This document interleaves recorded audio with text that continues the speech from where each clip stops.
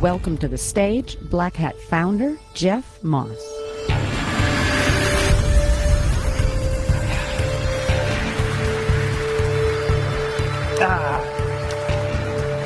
This is really impressive. Last year when we came out here, I was blown away. This year I'm a little ready for it. I'm ready for you this year.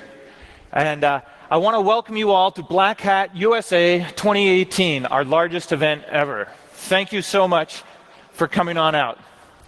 Now, if you know me, and you know the conference, you know I kind of go through a little opening, and I like to call out the people who come to Black Hat from different countries. Total number of countries this year, 112 countries are represented. That's a pretty big number. It's what, about a little less than half in the world, about half in the world. 26 of the countries, though, have only a single representative. And I don't know how we can find these people, but I just like to call it out. Thank you for attending. Everybody everybody. The one person from Albania, Angola, Azerbaijan, Bangladesh, Bermuda, British Virgin Islands, Burundi, Ethiopia, French Guyana, Greece. Greece, just one from Greece? I guess they have some money problems. We've got Guadalupe, Honduras, Isle of Man, Macau, Serbia, the Seychelles, Sri Lanka, Turkmenistan, Uruguay. It's pretty impressive. And also this year we have a record number of scholarships that we award. So for those of you not familiar, Black Hat, we're constantly trying to bring in a younger, new generation. People who can't afford the price, but they still probably deserve a seat at the table. And so we have a scholarship program where people write white papers, they get reviewed, and we select the best ones. There's no fixed number. If we get great ones, just keep accepting the scholarships. And this year we had 233 scholarships awarded for free admission for students. So if those scholarship winners are here, well, you didn't win, you earned it. If you're here, let's see you raise your hand. Let's give them a round of applause. Guys.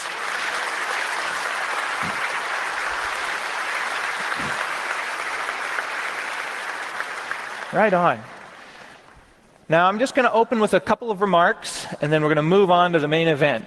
I'm just going to talk about, it really seems to me this year that it's like I feel like I'm being tested, or I feel like maybe the community or the industry is we're like in a final exam stage. It's sort of like we've matured to a certain extent, but world events now have caught up with us, and we're being tested. Are we as good as we say we are?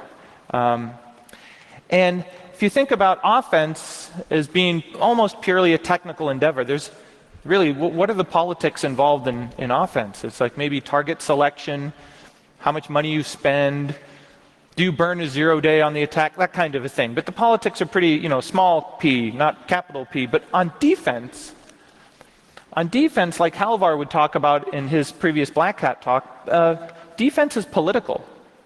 It's largely political. How much money do you spend? Do you have a cross-departmental risk strategy? Do you, what kind of corporate gems are you trying to protect? The golden eggs. All of these things are sort of political decisions. And if you think about it, I believe that the technology we're developing favors offense, the machine learning, the reinforcing algorithms. So I think the momentum is on offense. Defense, we're kind of stuck with politics. And that has some really interesting consequences in the way we think about things. So, for example, when you guys raise your hands if you work in a company that has a culture of security, right? Who works in a company that has a culture of offense? Right? Not too many. We have to build a whole culture around defense. Offense, just not so much. Right? So these are difficult problems. And if you look at what are the problems we're facing now? GDPR compliance. That's pretty political. You have to make some tough decisions. You can't just twiddle an ACL in your router and fix GDPR. And soon we might have a California law to deal with. You've got third-party risks that are becoming more and more important as we move more and more to the cloud. You sign more and more third-party partner agreements. That's a political decision too. And if you look at some of the problems, say, Facebook had with data retention, right? Cambridge Analytica gets their hands on some data. How do you claw that data back? Who has access to your data and what are they doing with it? Right? Not really a technical thing. That sounds political. And I think in the last year or so, we found that business models are running smack into political models. So, for example, if your business model is to connect the world's users, but you're dealing with a government whose business model is to control content for the stability of society, there's going to be some political conflict there, right? Your business model is not compatible with the political model. And we're starting to see that play out on a global scale. And that's ratcheting up the tension. And that seems new to me. I mean, it's always been a little bit, but this is new. And that's why I think we're really sort of in this final exam stage where all of these issues are sort of conflating. And they're going to look to us for answers. It's going to be people in this room that are involved in these conversations. I'm sorry I don't have the answers. I doubt you have the answers too, but I think together we can probably figure this out. It feels sort of like our adversaries have strategies and we have tactics. That's not very good. I don't like being in that situation. I don't like having no strategy. Sure, my server is locked down and sure, I'm buying good products, but those are tactics. What's my overall strategy? And so I'm guessing that there's maybe 20 companies in the world who are in a position to actually do something about raising the level of security and resilience for all of us. So, for example, if your strategy or your tactic is to buy good products, you're totally dependent on the product manufacturers. I can't fix the problem in the Microsoft operating system. Only Microsoft can fix that problem. Right? So anything I can do politically or financially to incentivize Microsoft to create a better product, that will help everybody on the planet. Right? And to their credit, they've been making large improvements. And we've seen how bad guys and criminals respond.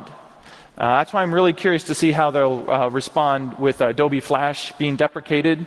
I saw an article saying that we're going to get more spam because the Flash is going down, so the spam's coming back. So I think maybe there's 20 companies in the world in a position to influence us globally. They make operating systems, mobile operating systems, browsers, and their decisions impact hundreds of millions or billions of people. And I have a little short story. I was talking to the vice president of engineering at one of these companies. They make telecom equipment that everybody on the planet uses. And I was asking him, I said, hey, how come your defaults on your product are default insecure? And you don't do source address validation on all of your traffic. How many of your customers actually spoof traffic? Oh, I don't think anybody really spoofs traffic. But you allow spoof traffic by default. Well, yeah. It's like, well, why don't you change that and do the safe thing? Oh, yeah, our customers never asked us for that. Like, but you're the security company, right? That's in your marketing, it's in your branding, and you wouldn't make a simple change. And so I think it's up to us to put our pressure on these companies, ask for the features, and we can change the security posture of the entire world. So one of such company that we're all familiar with is Google. They have dominance in mobile. Their browser, Chrome, sets the standard, I think, for safe browsing, innovations they do there, the way they approach problems in sandboxing. And I mean, I think 80% of the people in my address book use Gmail. So anything Google does that is an improvement essentially impacts us all. And so I think the most interesting recent advance then for all of us, that impacts all of us, is the move of Chrome to deprecate HTTP in favor of HTTPS. The warnings are starting to pop out, the customers are starting to freak out. And I think that's a really good thing. I don't know the second order, third order effects of that, but at least finally, after like 15 years, we're finally seeing some movement. And it's because Google decided to do this on their own, not because there was an industry push or a government.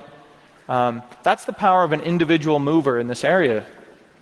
So, before we bring out Parissa Tabriz, Director of Engineering and of Project Zero, it is my pleasure to welcome back up on stage the Qualys CEO and Chairman, Philippe Courteau. And it's funny, I've been introducing Philippe for like almost 20 years.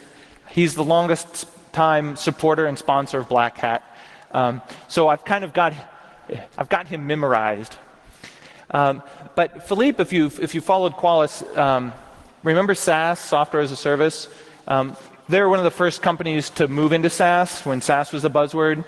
Now we call it cloud, but it's essentially the same thing. They've been a big innovator there. And I just want to welcome Philippe up to stage, say the introduction for our keynote, and then I'll see you back here on stage after Parissa is done. So with that said, thank you so much for coming, and have a great con. So, see you.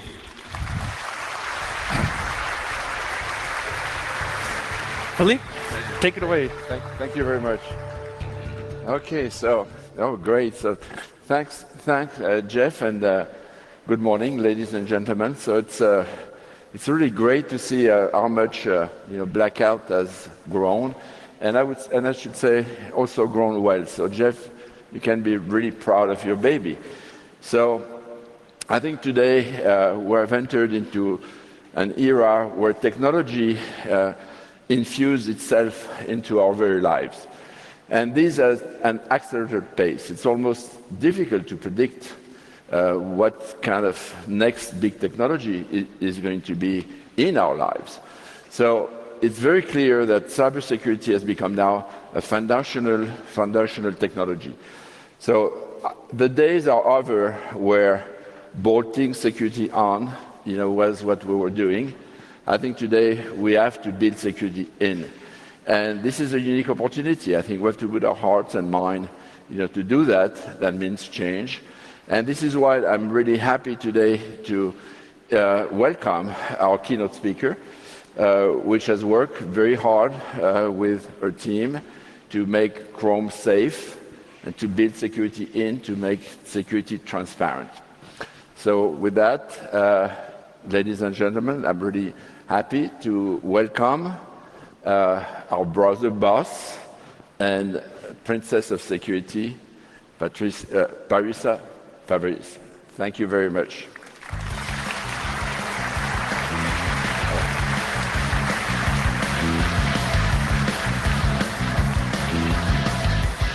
Okay, very good.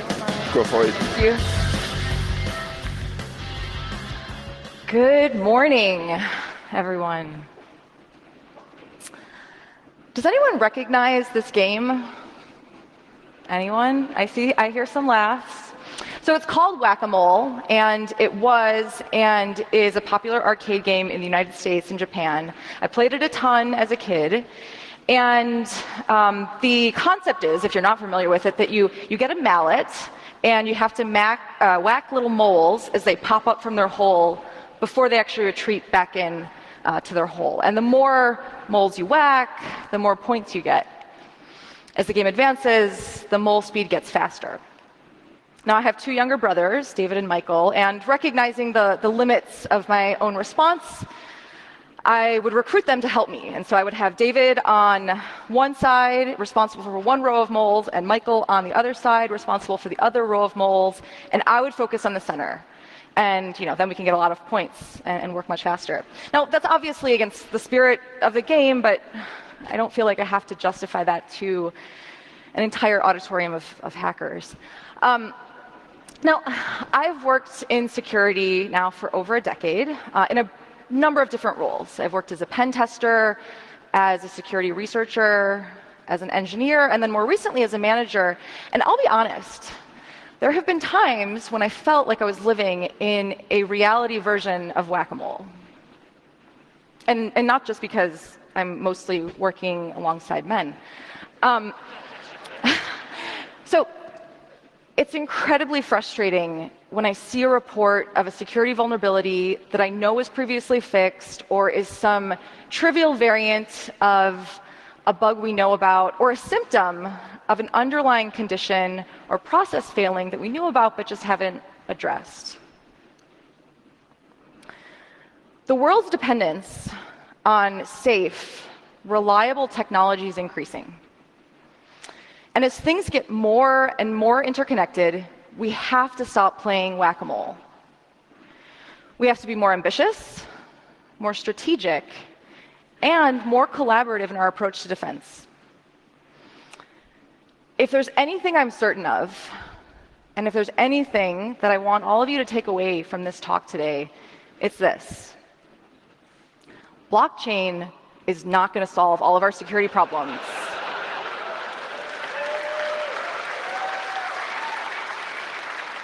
I haven't done a walk around the vendor booth, and so that may be in some marketing material, but don't be fooled.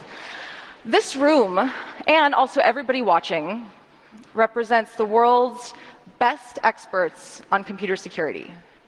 And computer security is increasingly becoming the security of the world. We know where many of the problems are, and we present them at Black Hat every year. And we should continue to look for those problems and share them with the world, but we have to do more to solve them. Jeff talked about this responsibility that we have to make things better. And I totally agree with that message. It is up to us. And to be clear, I'm optimistic. You know, we've actually made great strides in computer security over the past decade.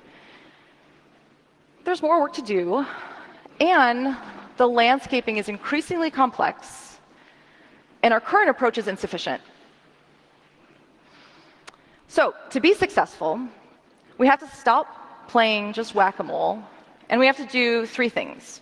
First, we have to identify and tackle the root cause of the problems we uncover, and not just be satisfied with isolated fixes. Second, we have to be more intentional in how we pursue really long arc defensive projects.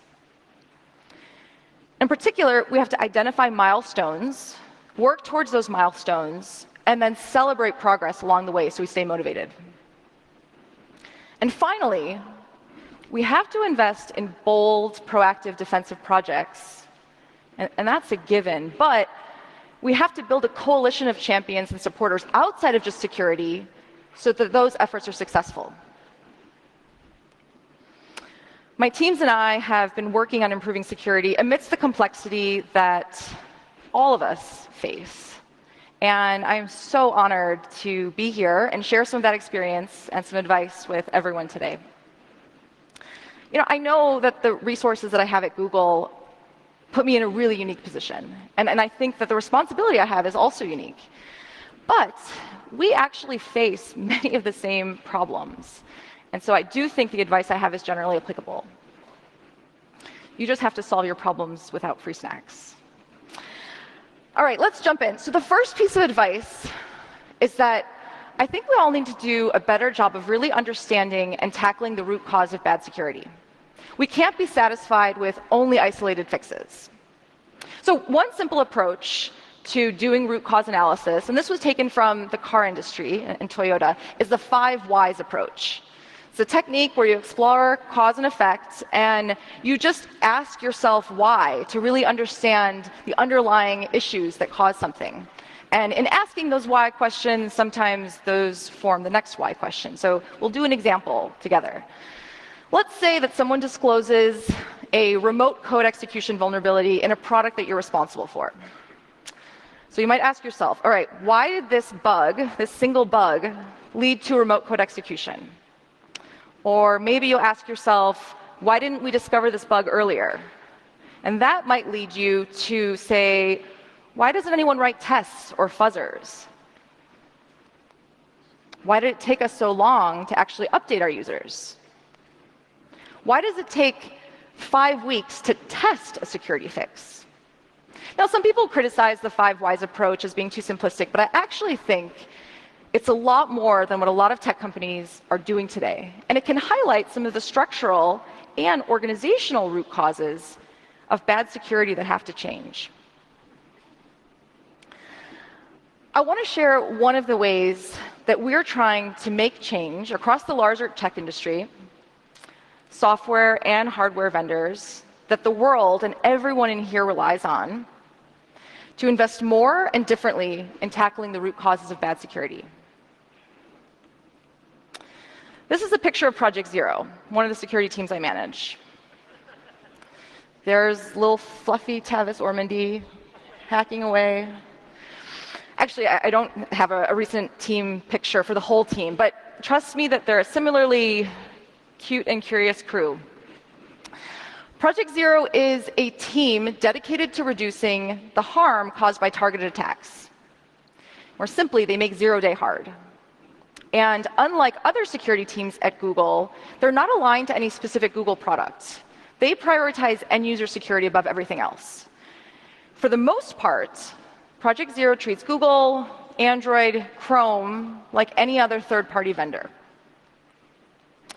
Project Zero was formed in 2014, and over the past 4 years, they've reported over 1,400 vulnerabilities in a variety of different targets: operating systems, browsers, open source libraries, antivirus, password managers, firmware, hardware, and other popular software targets. Perhaps some of you have benefited from their incredible work. And that's an impressive number, but it's actually not representative of the most important impact from this team.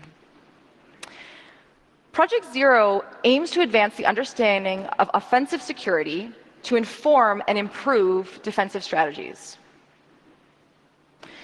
They want to achieve the most defensive impact they can from any single discovery. In other words, do more than just one-off whack-a-mole fixes.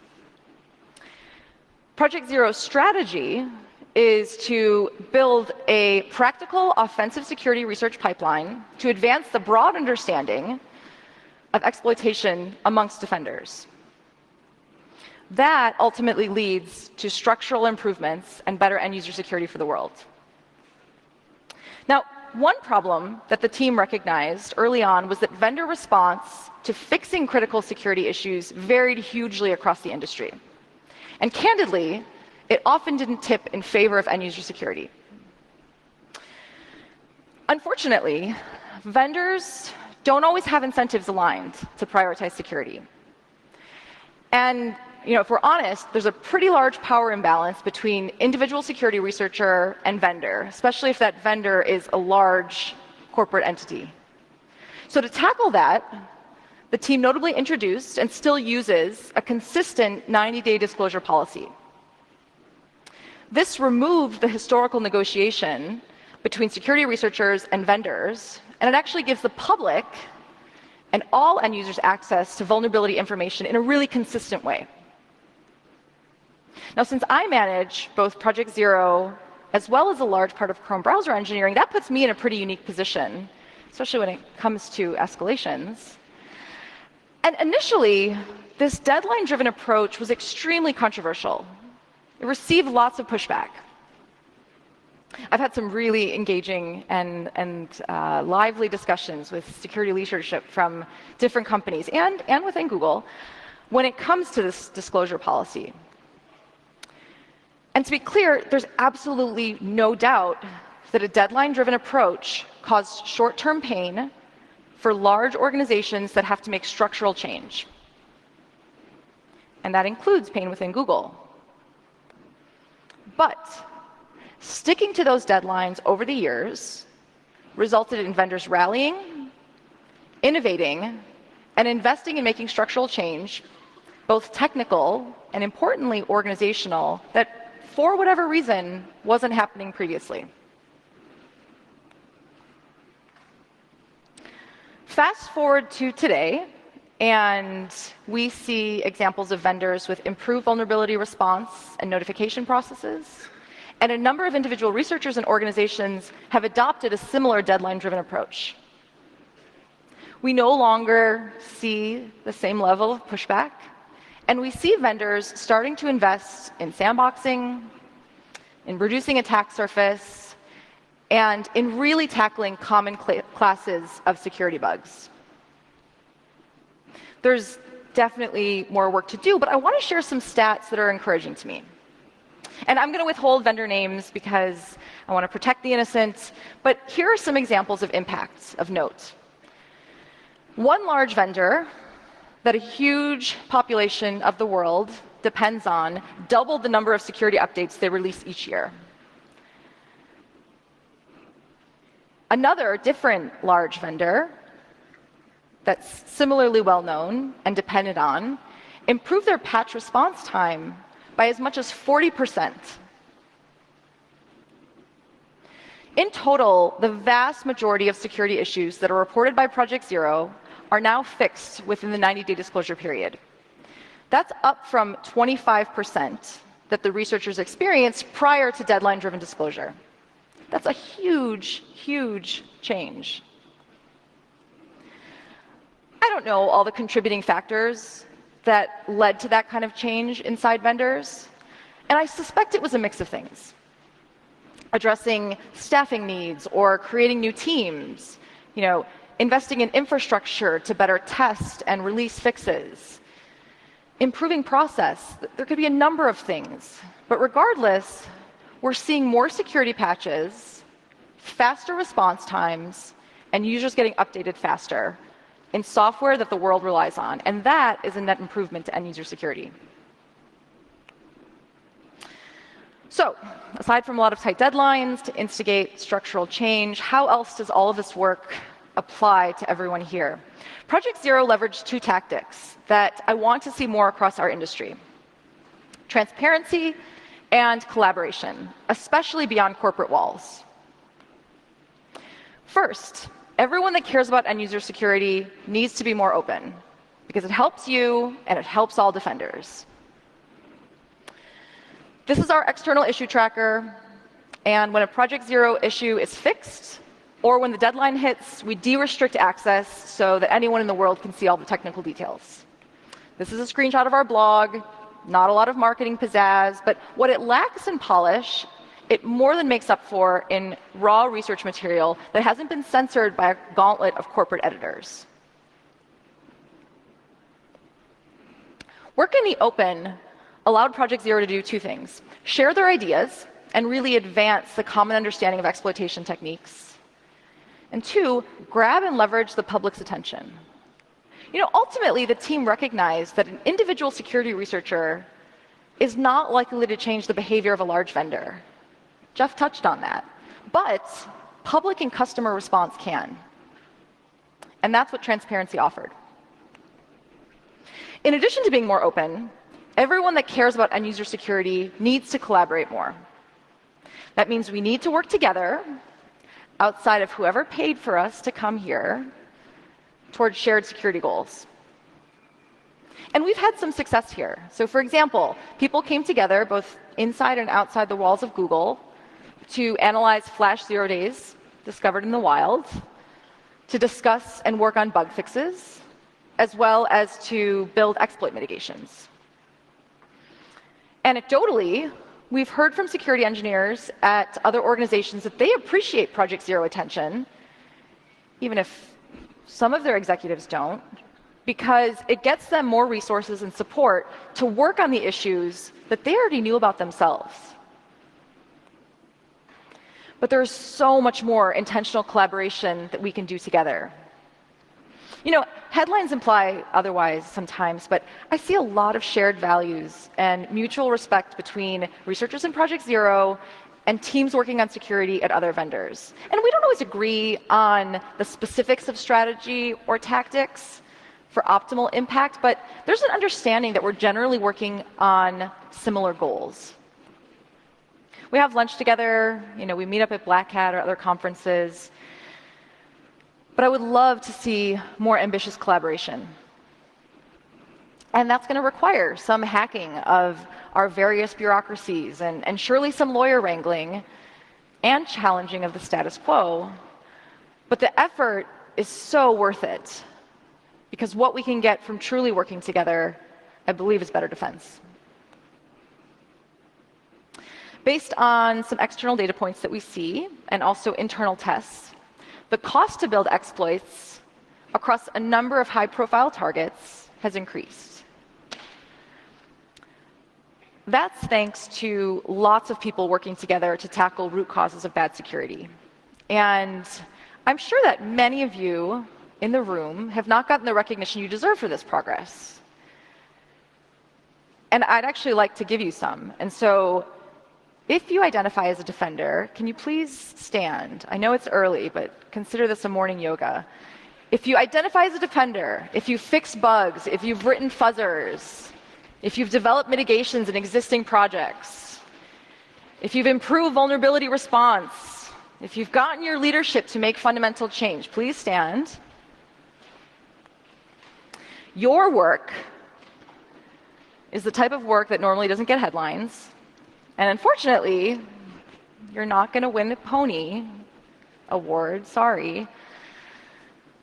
But thank you for being an unsung hero for user security. Wait, stay standing. And I want everyone to applaud these folks.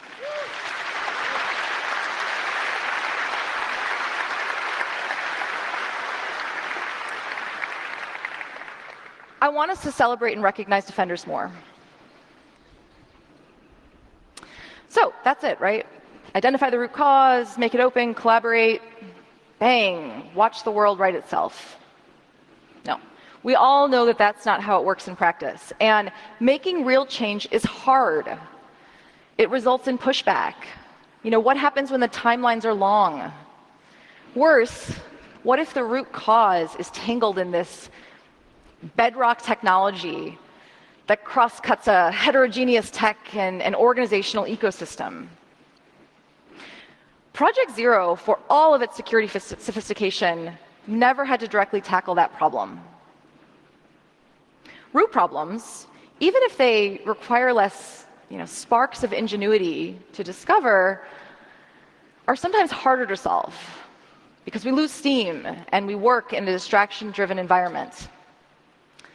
It requires strategy, both technical and project management skills, and let's be honest, a thick skin. You have to stay motivated to see the effort through over the long arc, and that can be years. Making fundamental change to the status quo is hard, but necessary. It absolutely leads to upsetting people. If you're not upsetting anyone, you're not changing the status quo. And this actually brings me to my next piece of advice, which is to make real change and to persevere while doing it, we need to pick practical milestones. We have to work toward those milestones, and very importantly, we have to celebrate along the way. So one project where I think we're succeeding in changing the status quo is shifting the world away from HTTP to HTTPS. Whenever I talk about HTTPS, I usually start with this prolonged intro about practical networking on the web, the risk of man-in-the-middle attackers, a list of current events that actually show that traffic interception and tampering happen all over the world. But given all of the talks and tools that have been shared at Black Hat over the years, I feel like I don't have to belabor that point to this audience, but I'll do it anyways. Without HTTPS, neither an end user nor a website can have any confidence in the security or privacy of data sent over the web.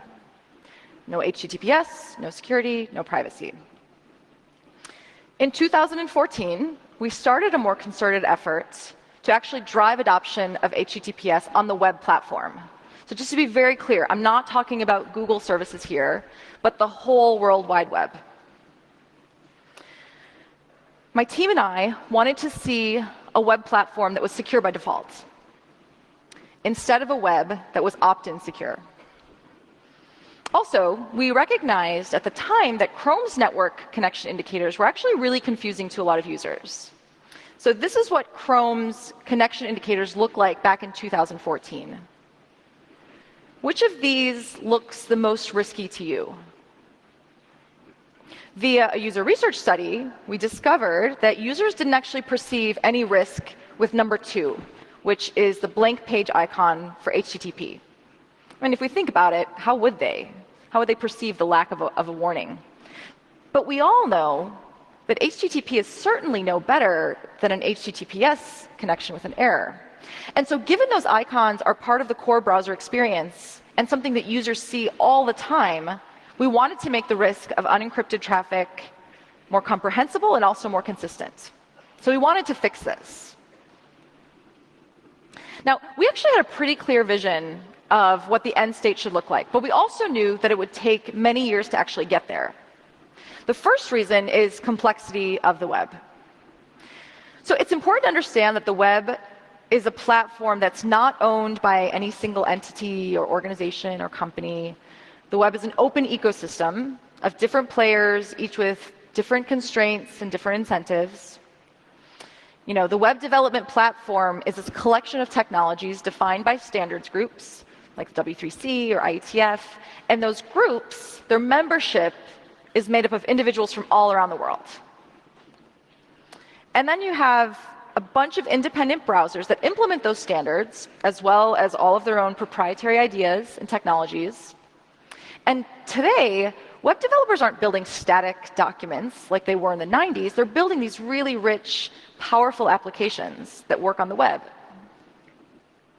These applications leverage third-party hosting providers, web frameworks, third-party libraries, and other services that result in this really complicated and heterogeneous tech stack.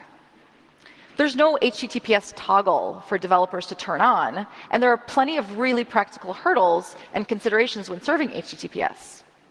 You know, if you're the developer, you have to think about migration complexity, certificate purchase and management. How is this going to impact my ad revenue? How is this going to impact my site performance? If it impacts my site performance, how is that going to impact my users? And then, of course, should I work on HTTPS support versus the dozens of other things that I have on my plate to do? Turning on HTTPS was too hard in 2014, and the business case wasn't made clear. So in addition to complexity on the web, the second reason that we knew this would take a long time was risk associated with making a significant change to a browser security warning. Now, if we made an isolated change to Chrome back in 2014, that would lead to users experiencing warning fatigue. It would also lead to confusion, given different experiences in different browsers. You know, why does this one site look secure in one browser but not secure in another browser? It's not like there's a chat room where all the browser builders of the world come together and make a decision like this. So we learned from previous experience that to make a change like this, it had to be gradual and it had to be very intentional. Now, part of my job is to make sure that my team believes change is possible and stays optimistic over the long run. And when my team set out on this HTTPS journey, we set out to shift an entire ecosystem towards something more secure. This required strategically picking milestones, communicating them repeatedly to anyone and to everyone, and maintaining energy, celebrating progress all along the way, which is many years in this case. I'll share a really high timeline of Chrome's journey to evolve its UI to just show you what this looked like over the past 4 years. So we start with a naive bug filed by the Chrome security team to mark HTTP as not secure in 2013. And that quickly got shot down by a Chrome UI engineer who just said, this is too risky, it's unnecessary, the web has always been this way, oh, you security people. You know, oh well, change don't come easy. So we got a lot of people that were passionate about this topic together, and we organized a brainstorming about how to drive HTTPS adoption. And we kicked it off with a TLS poetry slam as an icebreaker. So I made people get into groups with people they didn't know, and they had to write a haiku about TLS or SSL or encryption. And this was one of them from back in 2014. We had a bongo drum. I made people snap. We brought the lights down. It was uncomfortable, but I loved it. And I think it got people, hopefully having a little bit fun before we actually dove into work. I would love to hear your InfoSec haiku. After that brainstorming, we drafted and published a more comprehensive strategy that we shared on Chrome's developer wiki, and that's open to the whole world. And we got feedback, probably from many of you and from other browser vendors. And we were able to leverage support and sentiment from the larger community to actually help convince Chrome leadership that this was an effort that was worth pursuing. And yeah, it would take many years, but we should do it. So thank you. We worked really closely with our awesome design team to evaluate the current network security indicators in Chrome and across all major browsers, because we wanted to improve this, and so we needed to evaluate what was needed today in modern browsers, and also think about accessibility needs and things that I don't think had been considered early on. This paper, Rethinking Connection Security Indicators, became incredibly important for us as we made this change, because everyone in the security community has an opinion about what they think the right security UI should look like. And this is really, really subtle. Security experts are rarely the best people to ask about mass usability. After publishing the paper, which motivated our changes, we made some laptop stickers with the icons that we plan to roll out. And that was just a fun, cheap way to celebrate with the team, and also something for us to share with people outside of Google. And we eventually shared a more official milestone-based plan. And that started by showing not secure on HTTP pages that collected passwords, and then increasingly ratcheting up the pressure over the years. We had a number of small projects over the last 4 years that I would just classify as quick wins. We added a security panel to Chrome DevTools, and that makes it easier for web developers to actually migrate to HTTPS, because we wanted to make that as easy as possible. We also published a living HTTPS transparency report, and that shed light on the top 100 sites of the web based on traffic and their HTTPS status. We had to navigate some corporate pushback, because in publishing this report, some of those top 100 sites were Google's partners, and people were a little bit concerned that we would make them look bad. And there was also some adult entertainment sites in that top 100, and so some people didn't like that. But we pushed through it, we published it, and this report became a way for us to talk to the world about a shared problem that we saw and that we wanted to solve together with the world.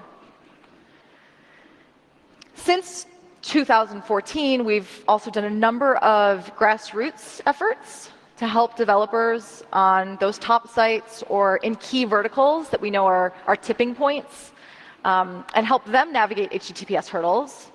We learned about those and tried to help address those, and also communicated those learnings really broadly. We also celebrated a lot of the transitions in public.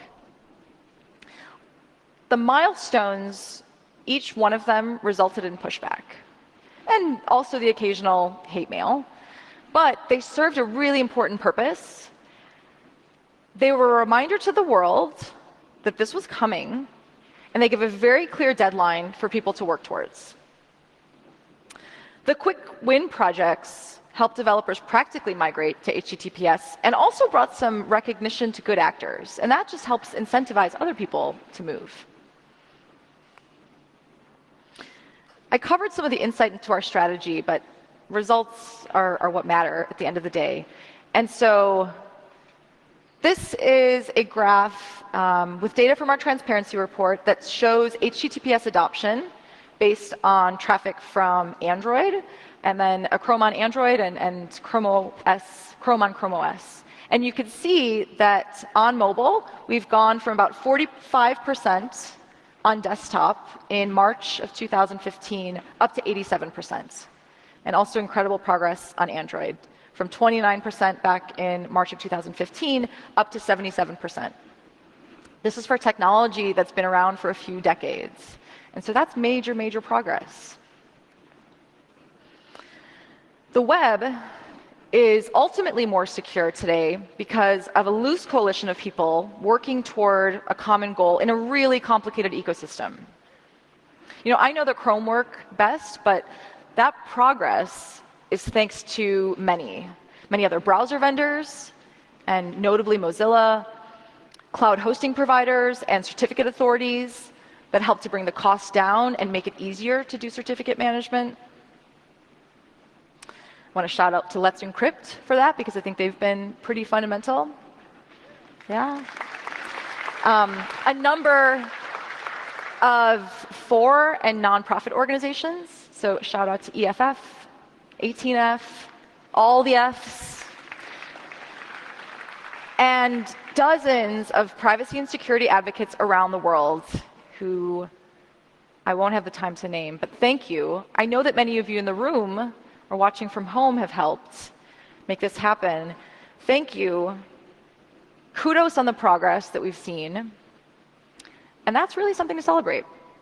So internally, we found fun ways to celebrate as well, and cheap ways. And practically, that just helps keep morale up over the years. We ate a homemade HTTPS cake, and that was gifted to us by Alex Gaynor, who's now at Mozilla after we announced our public plans.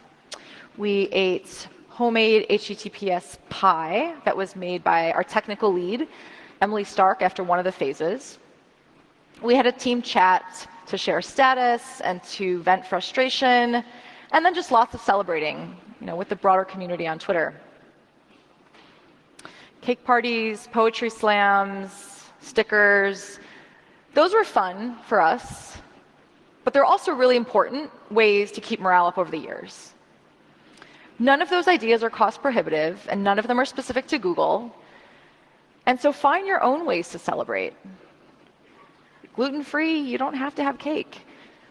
I'm pretty sure that cake was a box cake too, so again, not cost prohibitive, but important ways to celebrate progress as we really tackle gnarly security problems. Now, of course, you ultimately need some purpose behind the work. Rewards and parties aren't enough. And a lot of the people working on driving HTTPS were personally motivated by this because they had a personal connection to a targeted individual. Their ISP had interjected crap into their HTTP connection, or they just really believe in the importance of secure transport on the web. I've seen how purpose drives people in this industry and really unifies. And I can think of few greater missions than keeping people safe as the world increasingly depends on technology. This brings me to my third piece of advice, and this is the importance of building a coalition of support when investing in ambitious and future-looking efforts. Now, in rolling out HTTPS to the web, the threats and solutions were actually relatively clear. Sometimes, often, we can't tell the exact form of potential threats to come, but we have to still invest proactively in defensive projects that promote core security principles: isolation, containment, simplicity. Now, when the benefits aren't immediately clear, which is common in proactive defensive work, it's important to communicate upwards and outwards and get people outside of your immediate security team really invested in the success of the project. That's not just a generality. That's exactly what we did with Chrome's site isolation project. This is a high level of Chrome's architecture, how it launched 10 years ago. Chrome launched with a multi-process architecture and sandboxed renderer process. This would prevent a malicious site from taking over your whole computer. And that was a significant advancement for the time in browser architecture. It's an architecture that other browsers have adopted to varying degrees, and it offers a more secure, but also more stable and speedy experience. Now, at the time, 10 years ago, the largest threat from the web was that a malicious web page would compromise a renderer to install malware on your local machine. This architecture successfully brought that problem a bit more under control. But computer usage evolved. We've seen the popularization of cloud compute and web services, and more data has moved online. Now, cross-site data theft can be as important a target as compromise of the local machine. Now, we didn't exactly know when the wave of attacks would come and when they would move from render compromise to install malware to render compromise to steal cross-site data, but we knew that the incentives were there for a shift to be inevitable. With that realization, our security team started the site isolation effort back in 2012. This was an effort to re-architect the browser and mitigate this risk that we foresaw in the future. Now, site isolation made it possible for Chrome to limit every renderer process to documents only from a single website. That means in the event of a renderer compromise, the wanted data just wouldn't actually be available. So that evolved Chrome's architecture from this to, it's really subtle, so watch, this. Looks pretty simple, but this turned out to be the largest architectural change and code refactor in the history of Chrome. Fast forward to June 2017, and Jan Horn of Project Zero noticed some oddities in how CPU caches interact with speculative execution. Now, Chrome already had a huge amount of the groundwork laid to help protect users from a whole class of new bugs. No one would have predicted that something as big as Spectre would come along. But we did know where the assets were, and we've been attacking that root problem for a number of years. So Chrome actually had a huge head start due to the years of investment we've been working on site isolation. We all need to continue investing in ambitious, proactive defensive projects, like site isolation. And so I want to review some of the ways a project like this can fail, because I want you to be able to predict and avoid those pitfalls as you pursue these proactive defensive projects. So first, one way this could have failed would be management killing the project. And I include myself there. The core site isolation team was a team of about 10 people over the years, plus or minus. That's a significant engineering investment that was dedicated to working on this project. It was something very forward-looking and not a threat from today versus, other things. And I think about those trade-offs. Originally, we thought the project would take 1 year. Oh, yeah. Now, in practice, it's pretty hard to estimate a project timeline beyond a year, but we were off by a factor of 6 here. And estimation mistakes like that tend to put a bullseye on your project's back, and with really good reason, right? You can imagine that conversation with management. Like, what is it that you're actually doing here? So in this case, the team was able to regularly articulate progress to me, and also specific reasons for why it was taking so much longer, because there was so much more work than originally anticipated, as well as demonstrate positive impact in terms of overall Chrome code health. And that benefited lots of other parts of the Chrome project. And those benefits were clear to other people outside of security as well. In my experience, a lot of the most impactful security work in large projects is actually not adding new things and adding more complexity, but simplifying existing code or systems, since that inevitably leads to better security. Knowing that, I was happy to support this work over the years, and I could very clearly communicate that benefit and ongoing value to my boss and other people. Another factor that could have killed this project was lack of broader Chrome team support. So, as I mentioned, the site isolation team, about 10 people. Chrome is over 10 years old. That's old for a browser. Over 10 million lines of code, C++, hundreds of engineers all over the world. We're a very distributed project. committing dozens of changes every single day. And site isolation was a cross-cutting change in the architecture.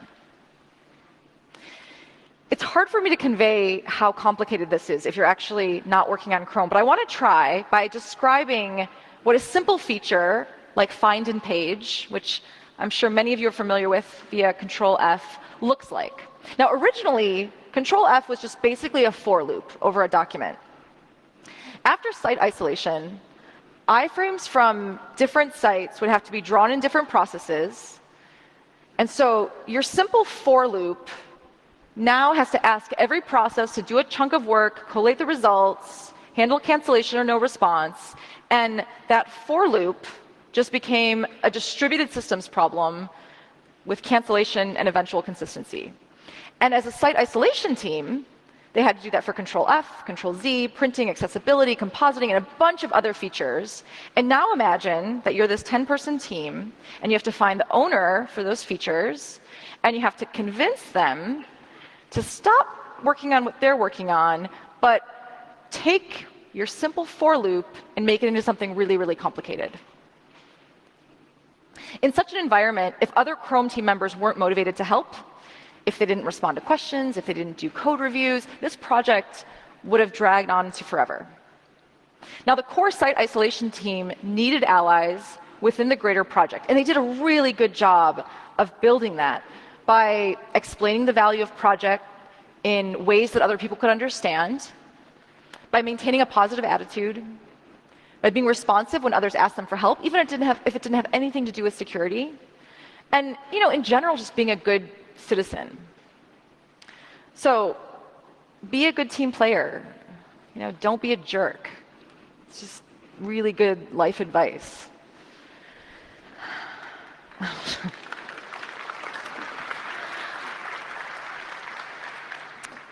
Without getting into too many details, site isolation threads a needle between many parts of the ever-evolving web specification that actually makes it possible to provide new security guarantees without breaking all of the existing web and sites. And so since this was a multi-year effort, it was totally possible in that time for the web and the standards to diverge in a way where site isolation wouldn't have been possible.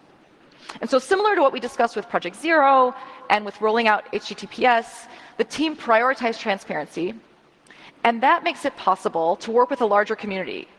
They really went out of their way to work with various web standards groups and to talk about this change so that they were also motivated to support the effort, or at least to avoid breaking changes.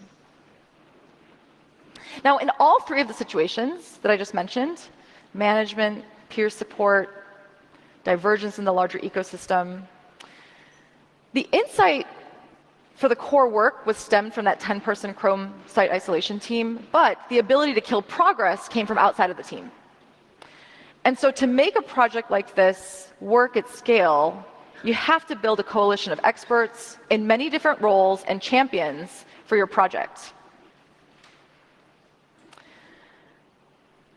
Our community may be able to find the right problems and technical solutions, but we rely on everyone working in technology to clear the path to a safer future. All right, my time atop the moon is coming to an end, and we have another really exciting Black Hat in store. I have no doubt we'll hear about new problems to respond to, but we have to invest more and differently in solving them. I want us to band together, both inside and outside of our organizations, to tackle root causes and to stop playing whack-a-mole. I want us to acknowledge that the environment we work in is complicated and really interconnected. And so we have to strategically pick milestones. And even then, as we work towards them, it's going to take a lot of time and hard work. So let's remember to reflect on the progress that we've made and actually celebrate progress. And as we proactively invest in ambitious, defensive, proactive projects, when the benefits aren't immediately clear, we have to build out our coalition of champions and supporters beyond just security experts. As I said at the start, I'm optimistic.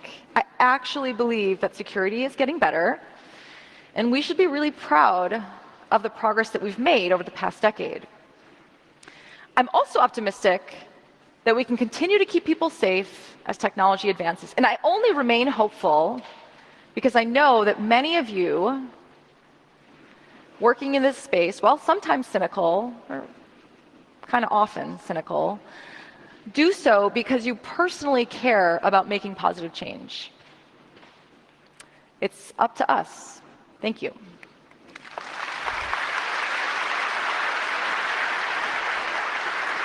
Thank you. Fantastic. Do you need this? No. No, I'm good. All right, thank you, everybody. I've got just a couple of house cleaning notes, and then you're free to go. Class is out then. So briefings will start in about half an hour at 10:30. The configuration is a little different this year. As you exit the hall, we're now using a downstairs area. We're referring to that as the North Hall. And then the other two floors are the South Hall that we used last year. So the only change this year is there's a downstairs area instead of an upstairs area. And on the second floor is the business hall, and that's where the reception is tonight at 5:30. So I'll see you there. Thank you, everybody. Have a good show.